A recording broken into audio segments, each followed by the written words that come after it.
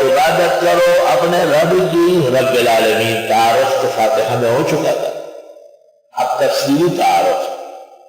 الذی خلقکم، وہ جس نے تم کو پیدا کیا، والذین من قبلکم، اور ان لوگوں کو جو تم سے پہلے تھے، لعلکم تتقون، تمہیں شرک اور نفاق سے بچنا چاہیے۔ تقویٰ پرہیزگاری سب معنی صحیح ہو رہا ہے۔ یہاں رب کا تعارف خالق سے کیا، الذی خلقکم والذین من قبلکم، اس لیے کہا کہ عموماً ان کو پوجا جاتا ہے جو ہم سے پہلے گزرے، ہمارے پاس جو آئیں گے ان کو کوئی نہیں پوچھتا ہے۔ الذی، رب وہ ہے، جعل لکم الارض فراشا، جس نے کر دی تمہارے لیے زمین بچھونا، والسماء بناء، اور آسمان چھت، وانزل من السماء ماء، اور اتارا آسمان سے پانی، فاخرج به من الثمرات رزقا لکم، بس نکالا اس کے ذریعے پھلوں میں سے روزی تمہارے لیے۔ فلا تجعلوا للہ اندادا، نہیں بناؤ اللہ کے شریک، وانتم تعلمون، اور تم جانتے ہو۔ میرے بھائیوں، اللہ تعالیٰ کے تعارف میں اس طرح یاد رکھو، رب کون سا ہے جس کی عبادت اور توحید ضروری ہے؟ الذی جعل، الذی انزل، الذی اخرج، سبحان اللہ۔ یہ تمام قدرت کے ادلہ ہے۔ مفسرین کہتے ہیں یہ دلائل ہے آفاقیہ، آسمان کے اندر، زمین کے اندر قدرت کے دلائل۔ وفی کل شیء لہ آیۃ تدل علی انہ واحد۔ اللہ اکبر۔ دو مسئلے ہیں، ایک اللہ کے وجود کا جہری اور اس کا منکر ہے، دوسرا مسئلہ ہے اللہ کی توحید کا، مشرک اس کے خلاف کر رہا ہے۔ تفسیر کبیر میں لکھا ہے کہ امام اعظم ابو حنیفہ رحمۃ اللہ علیہ کا دہریوں سے مناظرے ہوئے بہت زیادہ، اور دہریوں کا مرکز تھا بصرہ۔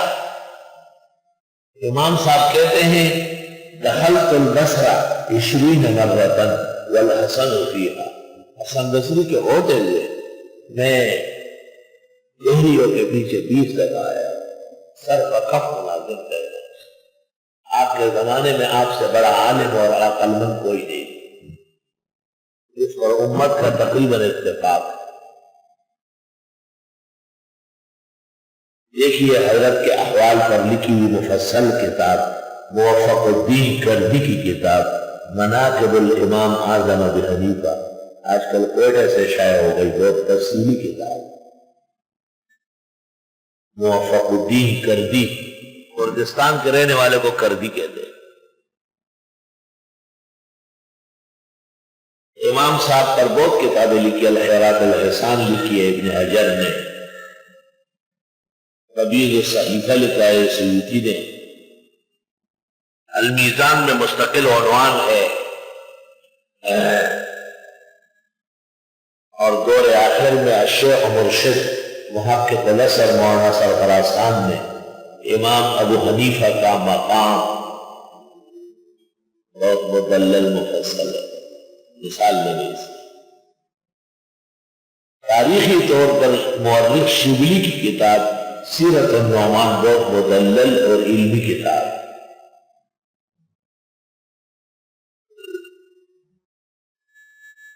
اے لوگو عبادت کرو رب کی، وہ جس نے تم کو پیدا کیا اور وہ جو تم سے پہلے تھے، تاکہ تم شرک سے بچو۔ اللہ کو پہچان لو جو اس کی عظمت، ربوبیت اور خالقیت، تو بے شک شرک نہیں کرو گے، نہ کوئی رب ہے اور نہ کوئی خالق۔ الذی جعل لکم الارض فراشا، اللہ وہ ہے جس نے بنایا تمہارے لیے زمین رہنے کی جگہ۔ فرش، یہ فرش ہے۔ بعض جگہ ایسی ہوتی ہے آدمی چل نہیں سکتا ہے۔ عبد الغفار خان نے اپنی کتاب زمان جون میں لکھا ہے تمہیں شیخ الہند حضرت مولانا محمود الحسن، جن کو وہ لوگ بڑے مولانا سے کہتے ہیں، مشر مولانا سے، ان کا حکم نامہ ملا کہ آپ پہاڑوں پہ چڑھ گئے اور ہمارا پیغام پہنچا دیں۔ پہاڑوں کے لوگ ہمارے ساتھ مل کر انگریز کو یہاں سے نکالیں۔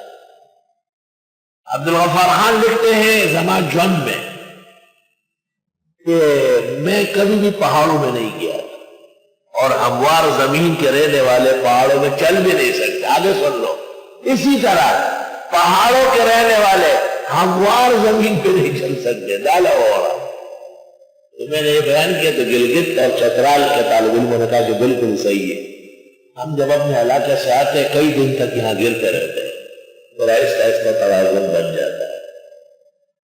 میں نے آپ کو کہا کہ عبدالغفار خان کی کتاب علوم کا زنجیر ہے اور پشتو جاننے والوں کے لیے رحمت الہی ہے۔ زمان جوند اور جدوجہد، سبحان اللہ۔ والسماء بناء، آسمان کو بنائے چھت، جیسے زمین کا وجود ہے آسمان کا وجود برحق ہے۔ معراج کی احادیث میں باقاعدہ جبریل دستک دیتے تھے، من انت ومن معك انا جبریل ومعي محمد هل ارسلت الیہ قال نعم ففتح۔ کون ساتھ ہے؟ میں جبریل ہوں، میرے ساتھ محمد ہے۔ ان کے لیے بھیجے گئے تھے، کہا جی بھیجے گئے، دروازہ کھول دیا۔ اس سے پتہ چلا کہ ادارے کا گیٹ مضبوط ہونا چاہیے، چوکیدار کو تفتیش کرنے کا حق ہے۔ کسی سے پوچھ لے کہ آپ کون ہیں، کہاں سے آئے، یہ برا نہ مانے بھائی، بہت سارے لوگوں کے آرام و عزت اس سے وابستہ کیوں ہے؟ غریب کی بھی تو ڈیوٹی ہے۔ اللہ، آسمانوں کا نظام بھی مثقف ہے اور نہایت مکلف نظام ہے۔ یہ نہیں کہ گیٹ پڑا ہے، کھلا پڑا ہے، جو آئے چاہے، کوئی پرواہ نہیں ہے، چوکیدار اپنے اندر گاڑی میں لگا ہوا ہے۔ یہ چوکیدار نہیں ہے، آرام خور ہے، ڈران ہے۔ چوکیدار چوکی کے دوران چائے بھی پیے گا تو پہلے انتظام کرے گا کس طرح پیو، جو خلق طرح انگڑا بازی کی لگی ہے، خبریں بتے خلا بے واضح کھڑی، آرام خوری ہونے کا کوئی جون برباد نہیں۔